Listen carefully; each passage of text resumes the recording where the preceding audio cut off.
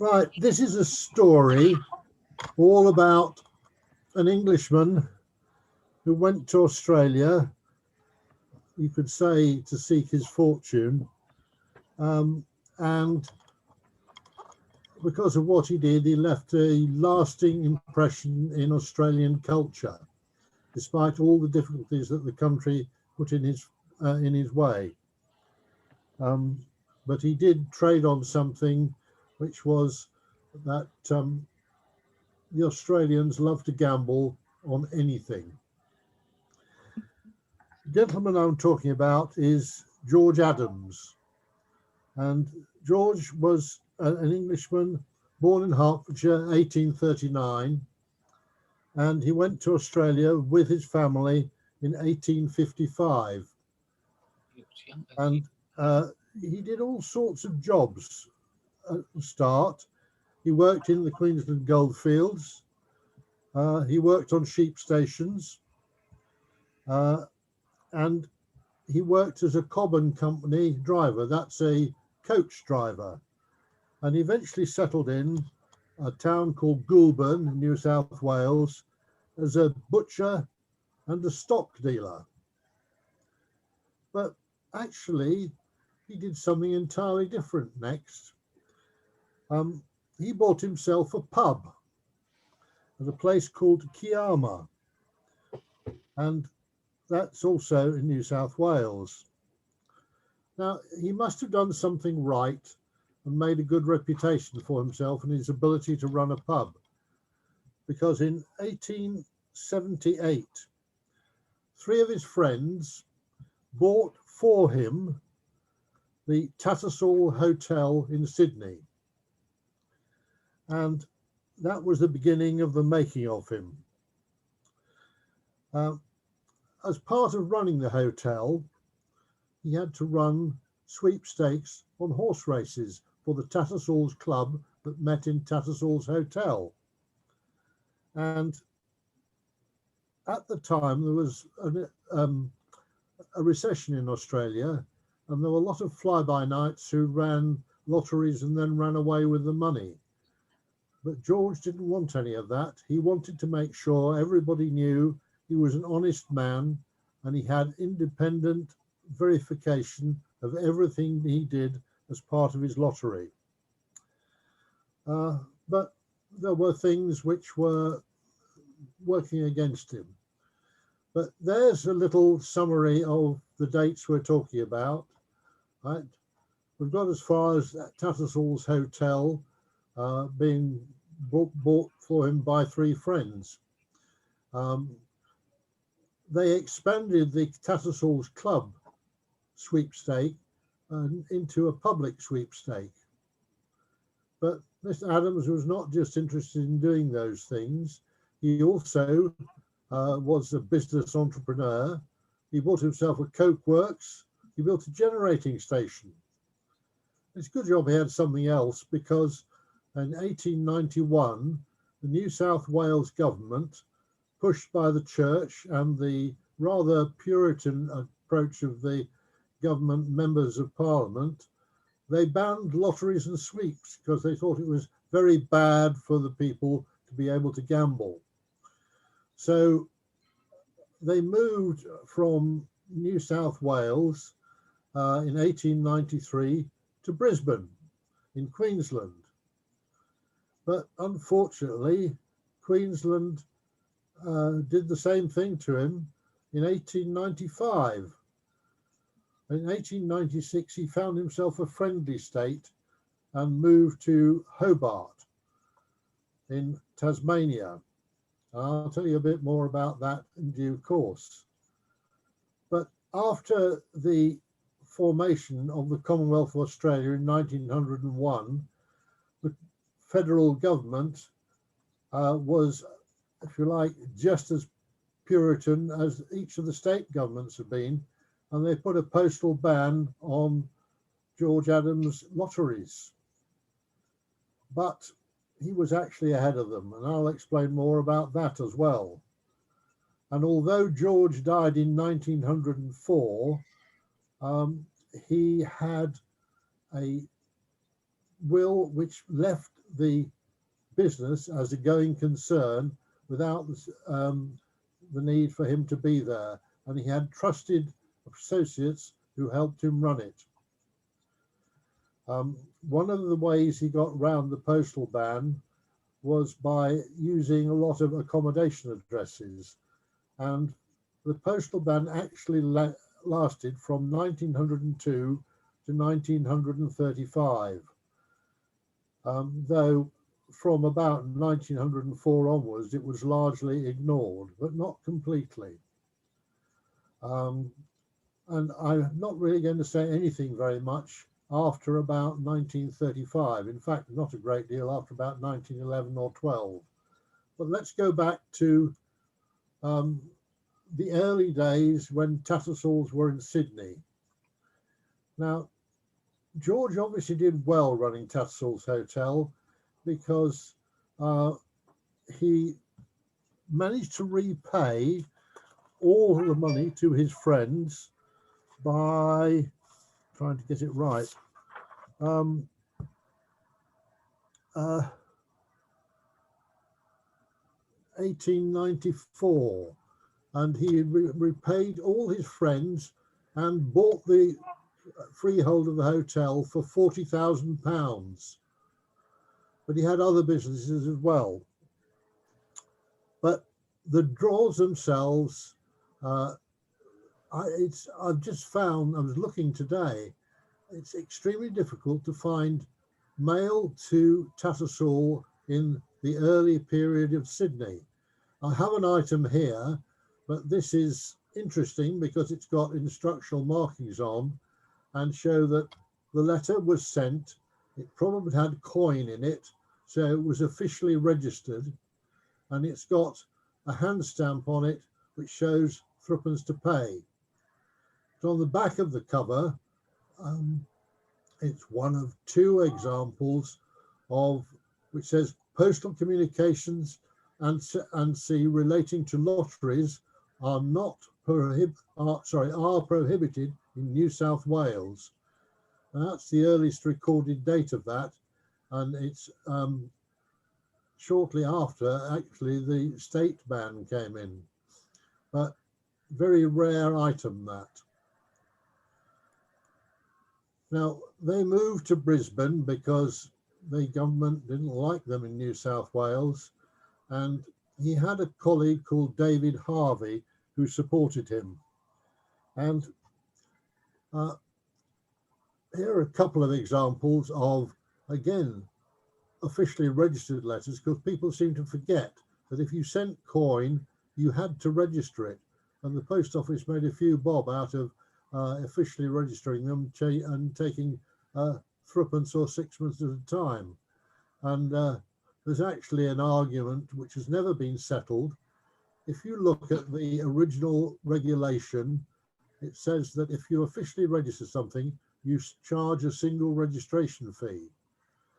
But it seemed to be that, as in was done for postage due, you should double the underpayment. But I've not ever found a regulation which actually backs that up. But I've started a correspondence in various journals, and nobody really knows. Anyway, these are a couple of things which are used to their office in Brisbane. There are only about 40 covers known, and the lower one, as far as I know, is the latest recorded date, though these things do turn up from time to time. However, he hadn't been there very long, just a couple of years.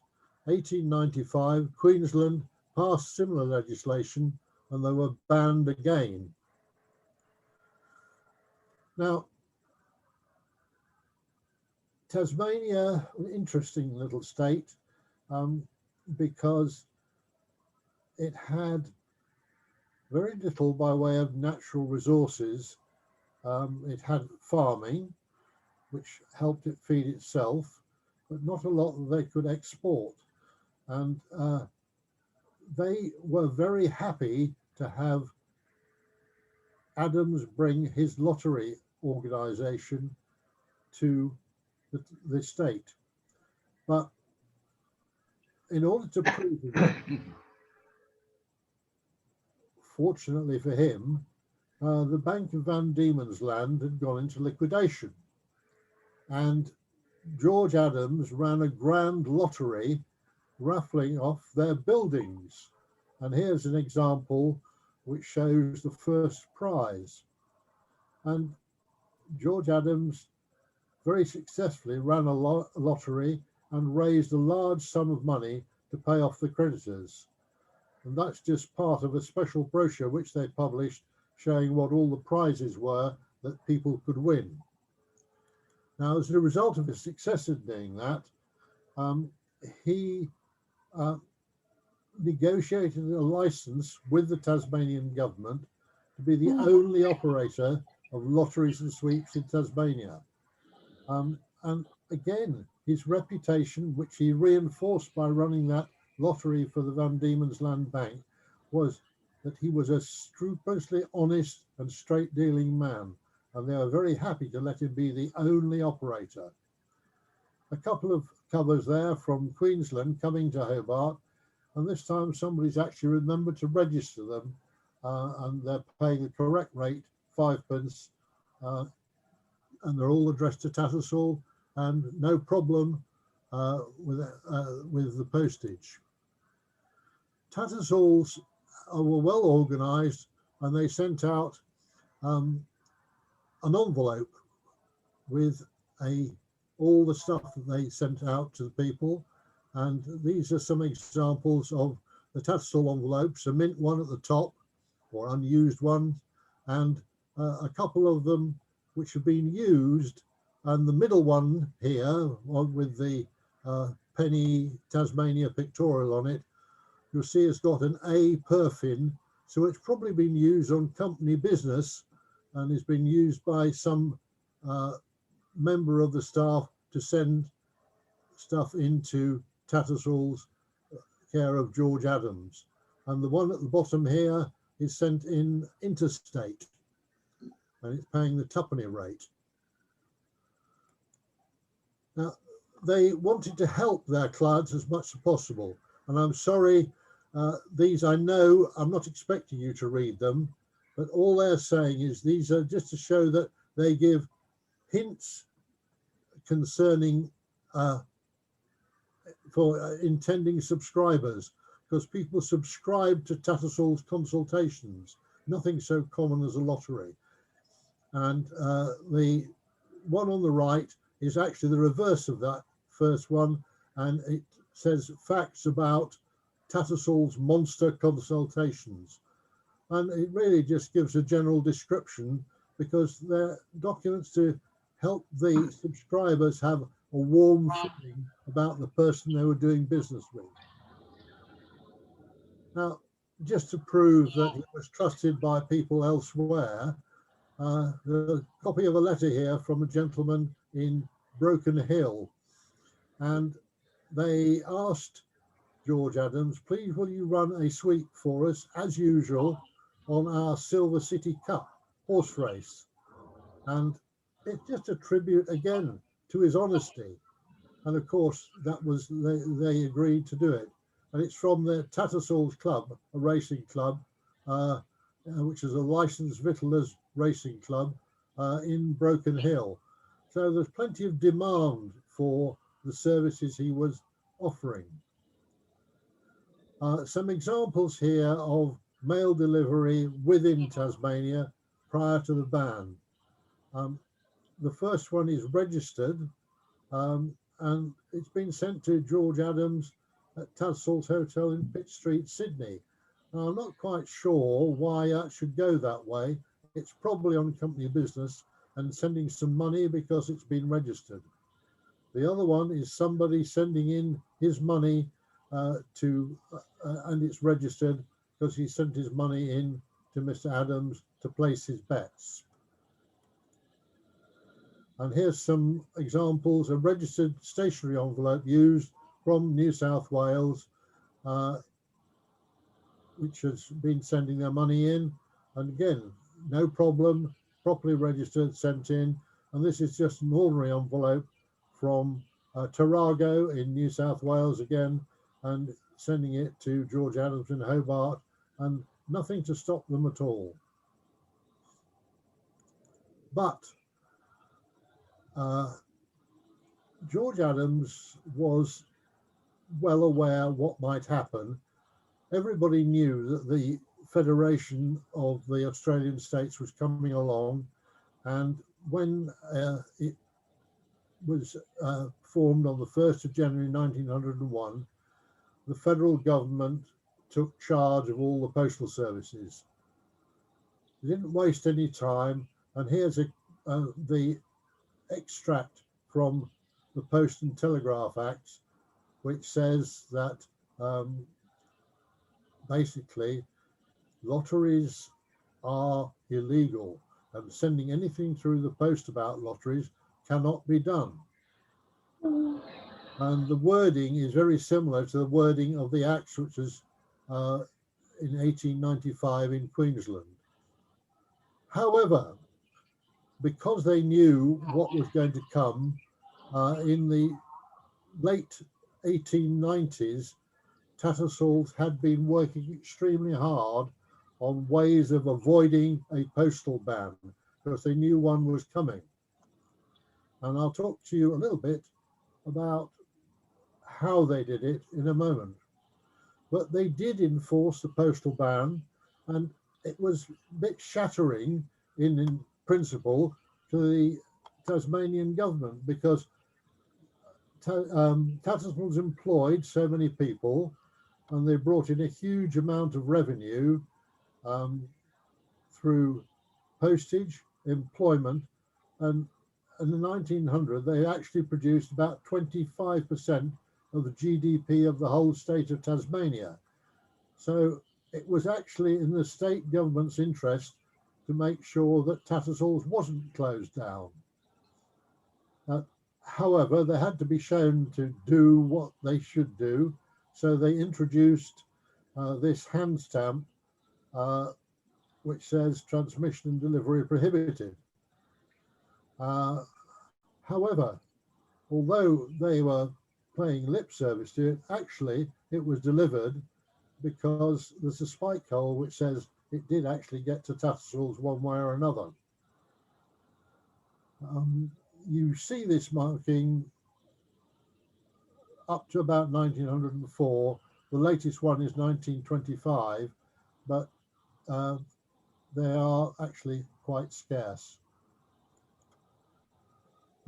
There's a couple of examples used on overseas mail. Now these came into Australia and were returned, and the first one was went to the Dead Letter Office in Dunedin, and the one on the right went to the Dead Letter Office in Bombay. You can see from the stamp at the front. They even got charged for sending it back, because there's postage due on it of 3 annas. Now, there were ways of bypassing the postal ban, and they'd made an awful lot of preparation to make sure that the business could continue as usual. And the basic things they did were, they used accommodation addresses. So they had a lot of friendly people who said, oh, we'll take in mail for you, and they'll send it on to you. They had built up a very extensive network of local agents in all the states of the Commonwealth of Australia. And it really was very extensive. People could use the telegraph system, because although it was a Post and Telegraph Act, the clauses only referred to the post, so they could send telegraphs to Tattersall's. But Adams also built up a network of private parcel carriers. They were very strong in all their publicity material, saying we have no connection whatsoever with George Adams or Tattersall's. However, they were actually a front for Adams, and they went under the pseudonym, if you like, of the Tasmania Tourist Association, and they were agents for the Tasmania Tourist Association. And finally, within Tasmania itself, you could send mail to Tattersall's as a railway parcel. So, the accommodation addresses. One of the ones which was used most by Tattersall's was the Commercial Bank of Tasmania. And I'll show you a few examples, but as I say there is a whole book about the number of accommodation addresses which were used, and there were 350 of them, and they're all described in a book by my friend David McNamee. You can tell Tattersall material basically by the spike hole in it, but often there is a Tattersall ticket attached. This one doesn't have, but there will be some other items which show it. But it's interesting because the commercial bank, the government had a real go at Tattersall just once. After prolonged investigation, the postal authorities stopped 100,000 items of mail addressed to the Commercial Bank of Tasmania in October 1911, just before the running of the Melbourne Cup. Now, as you may or may not know, the Melbourne Cup is a major event in the Australian social calendar. It is the horse race of the year. It's a bit like the Grand National, except it's on the flat. So if you like, it's like the Derby. And Melbourne Cup Day is like Derby Day. And there'll be a huge number of people betting on it. And they wanted to stop all this happening. So they stopped 100,000 items of mail from being delivered. But it was really only a temporary thing. But they had to use other routes than the commercial bank. And what happened was that the bank had to guarantee they would no longer act as a conduit for mail to go to Tattersall's.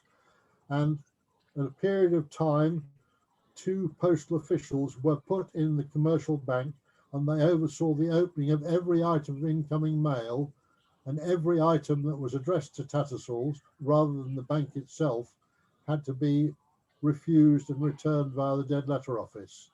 And there is an example with a hand stamp on it. And to be quite honest, it's not one which I have in my collection, and I've never seen another one. So things like that are howlingly rare.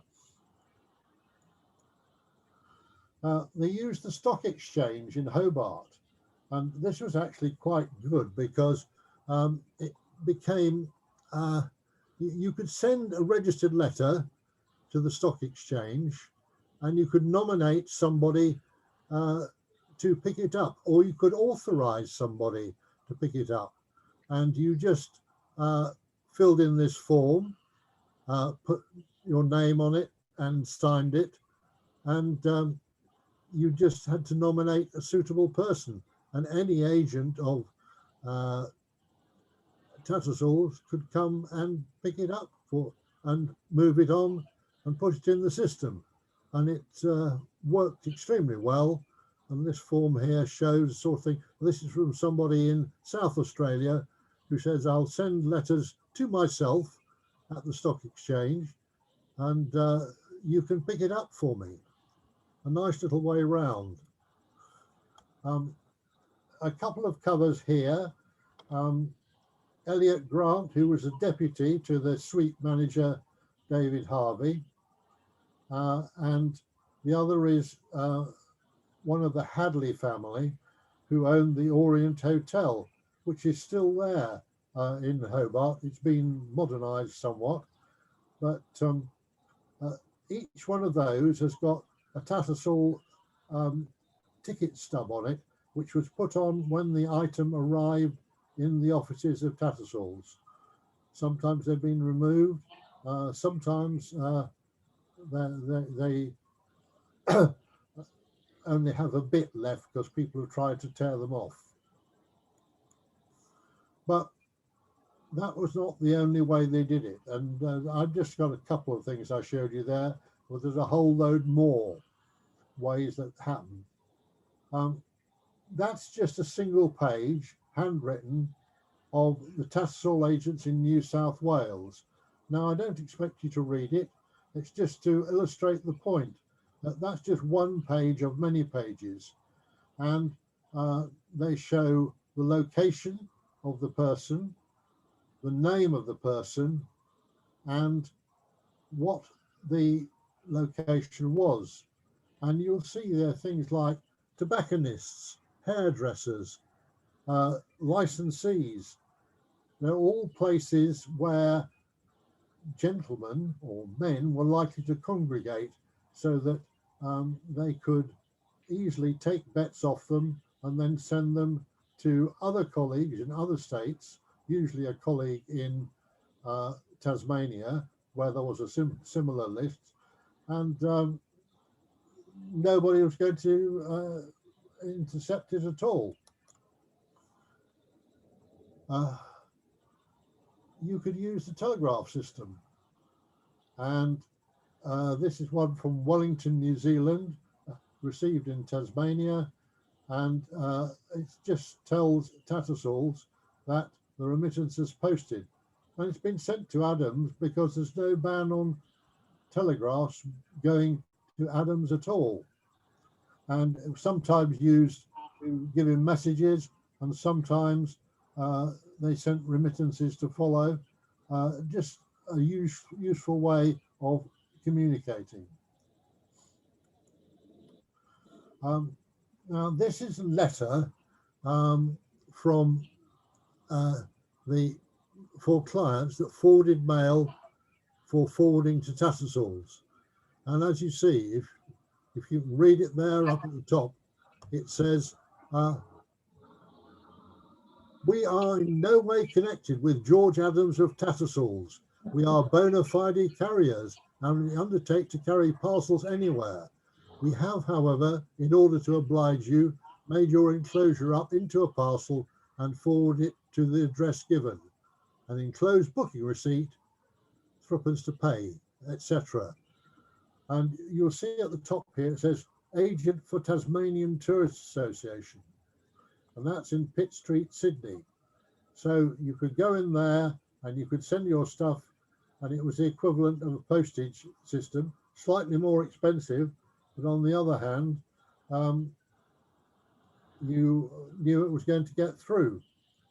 And the general manager here, D.H. Wilson, didn't exist. It's probably a front for David H. Harvey, who was the sweeps manager.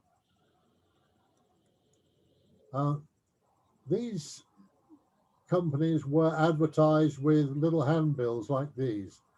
You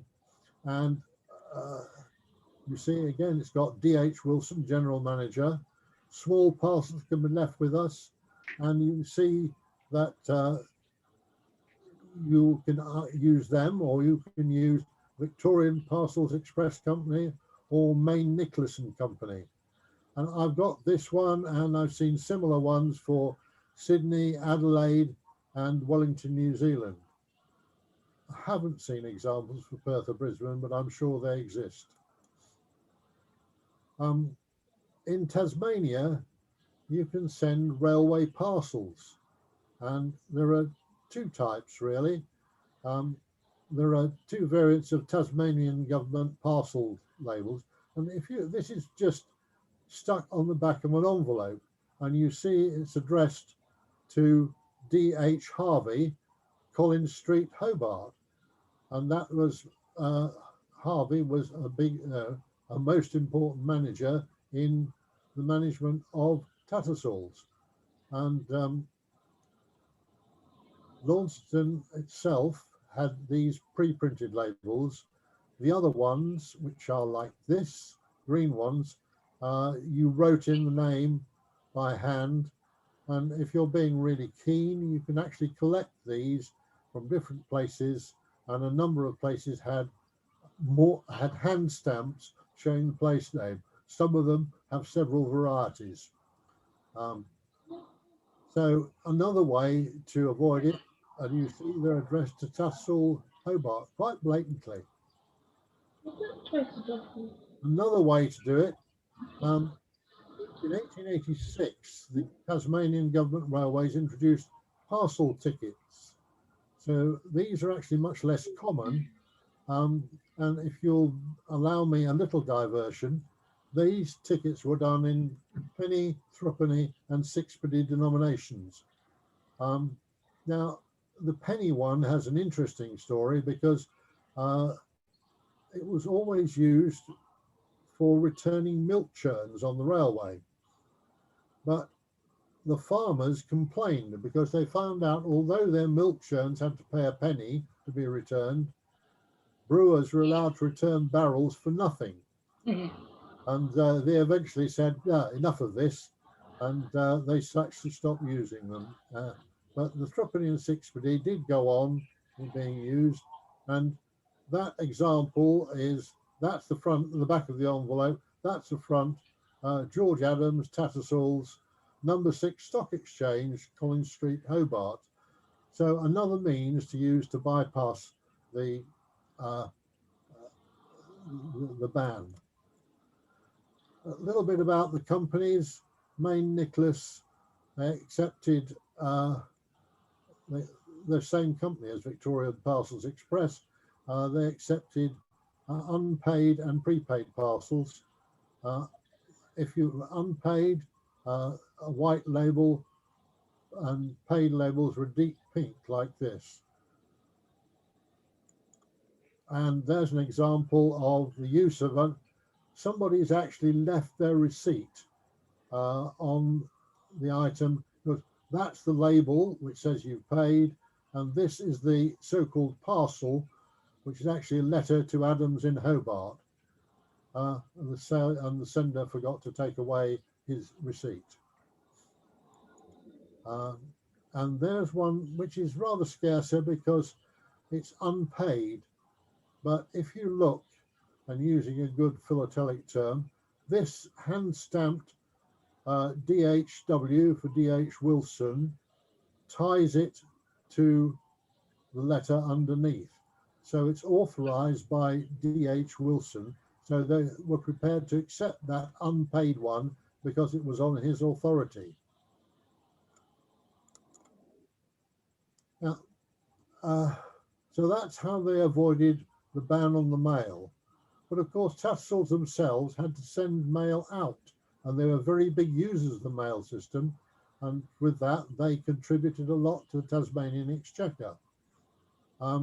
So a little bit about the way they used it. They used bulk mailing, and I'll show you the contents of a typical envelope that went out. How the ticket duty increased over time, a little bit about underpaid mails, and how they used stamps with perfins, and finally a little bit about some Tattersall underprints, because I know Tony's got some of those, so we'd like to see some more, I hope. Bulk mail could be taken to the post office, and they used a penny postage paid franking. So instead of paying the twopenny interstate rate, you paid a penny because it was bulk mail. A couple are here going to New Zealand. New Zealand was for a long time almost considered like an extra state of Australia. And it took quite a while before postage rates to New Zealand diverged from Australian internal ones. This one was delivered when it was rerouted. This one here, I think they may have misread it or what, but if I'm right, this was this actually pronounced Fangaroo, because the W is effectively an F in the Maori language, and this was actually delivered, although it says undeliverable on it, because there's a back stamp for Fangaroo on the back. They changed those keyhole ones to 2 different styles of postage paid, and there are actually very minor differences of where the H, which is a timestamp, appears under the word postage.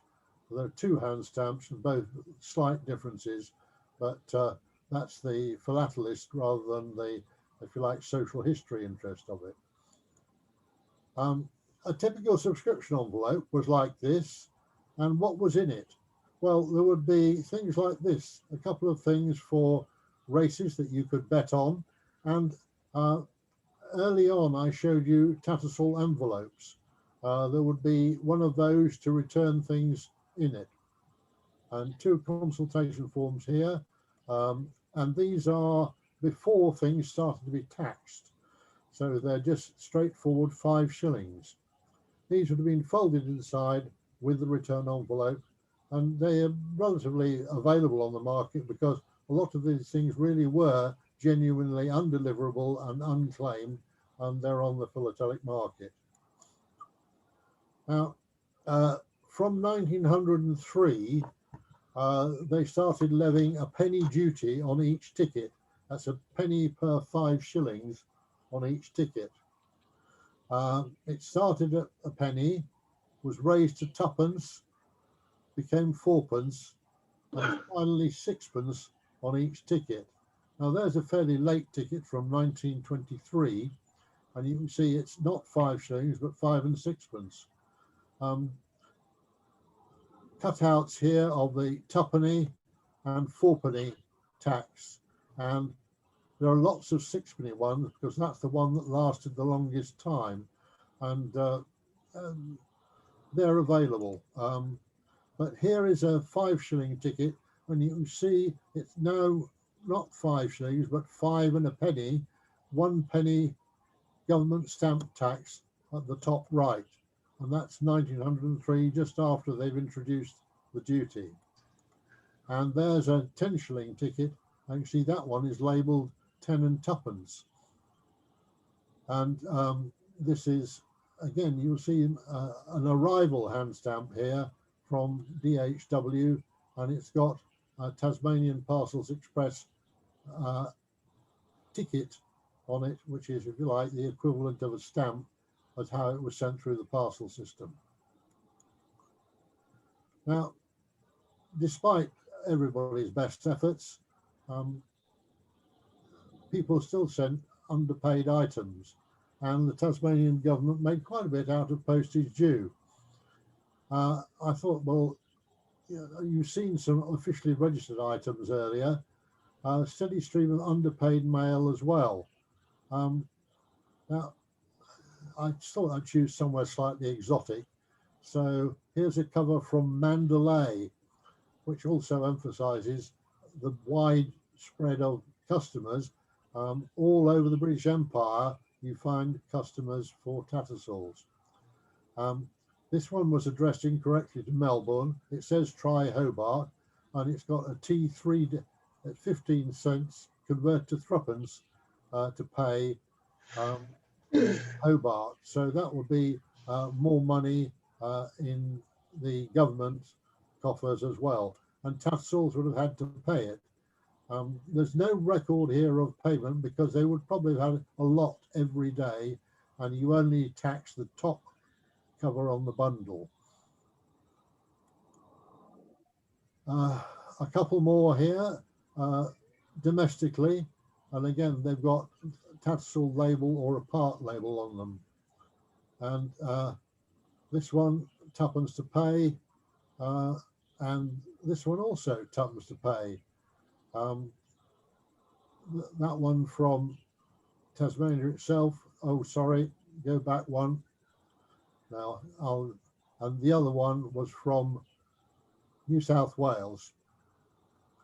Now Tattersall's had no problem with outgoing mail, and they sent a lot using the bulk mailing system, but they used postage stamps, and to prevent pilfering, they perforated the stamps with the letter A.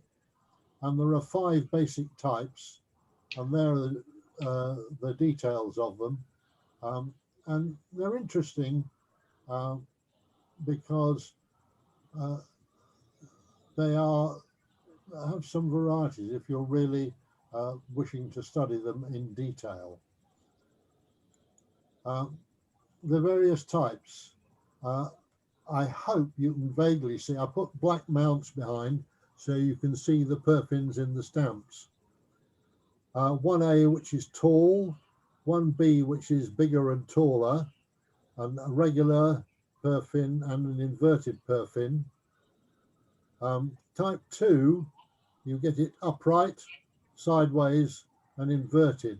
And I think actually upright and inverted is not unusual because they folded the sheet of stamps and they perfined them folded over. And it's sideways because the penny was printed vertically, as was the twopenny halfpenny.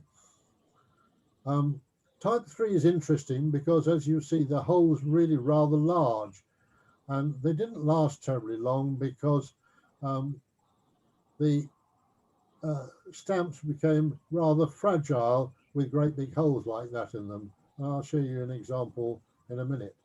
And type 5, again, an upright and inverted. And you'll say, well, yeah, you've got 1, 2, 3, 5. Where's 4? Well, 4 comes next. Type 4 is interesting simply because it's one which got damaged. And you can have, get it damaged and missing pins. And the damage you see here is quite severe because it doesn't really, it looks like a sort of slightly different P. These are, I suppose, a mini collection in their own right. So basic, damaged with missing pins, and damaged with more missing pins. Some examples used on cover. The first cover to Queensland, and it's 5-day transit time to Queensland. The lower one, it actually went, the person had gone away, they were not known, they couldn't find a forwarding address, so it got returned to Tattersall's about 3 months later. Type 2 perfins on cover, the in-state rate here and the interstate rate double here. That's going to northern Tasmania, this one to Broken Hill, and the transit time was 4 days. 2 days to northern Tasmania, 4 days to New South Wales, because it would have gone across the Bass Strait and would have been posted on in Australia. So it actually, the travel was quite quick because they did use the trains to move the mail around quickly. Adams perfins on cover, the type 3, and you can see there's been a bit of a mishap with this one. The stamps started falling apart. They're both probably internal correspondence, but you can see why they didn't persist with that type of perfin for too long. Both would have been delivered on the same day.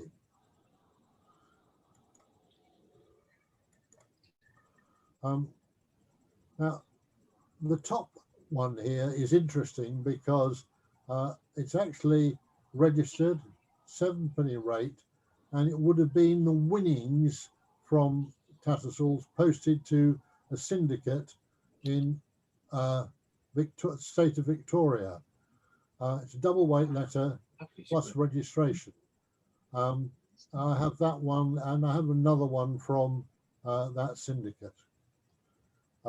This one has got a type 4 perfin, but it's got 2 missing holes in the left leg, and transit time to Carlton, Victoria is 2 days. And here you are, Tony. Here are your Tattersall underprints. Now, there are 2 types here, but there were an earlier type, or 2 earlier types, which were hand stamped in violet uppercase letters on the back of stamps, and they were introduced about 1910. Now, I've never seen those. These are the 3rd type, around 1910, and these are scarce, but the others are obviously very scarce. They come with errors because here we've got a partial, a double, and an inverted, and they're all on King George V era stamps. So what happened next? Well, by 1935, the postal ban was withdrawn, and they ceased to try and enforce it. In fact, for a long time, they hadn't really been enforcing it. But Tattersall's continued throughout World War II in Tasmania, and there's lots and lots of posts around coming from servicemen overseas. In 1954, the whole operation was moved to Melbourne. Great loss for Tasmania. But the historic archive was bought out by a Tasmanian dealer, and he employed an army of young ladies to remove the stamps from the covers and float them off. But fortunately, they worked backwards, and they did stop around about 1919, and that's why there's quite a lot of Tattersall mail on the market. I think I caught the tail end of it when I started collecting this stuff in the late 1970s, early 1980s. But there's a huge amount of postal history has come out of it over time. But Tats is alive and well, and it is now part of Australian culture. I've been there a number of times, and I've stayed in plenty of hotels where they have a dedicated Tats Lotto room, and they run a sweep every 2 minutes. So this is how George Adams, a humble man from England, went to Australia, and he introduced something which is now part of Australian culture. Thank you very much. Thank you. Thank you. Very good, Patrick. Oh. Brilliant.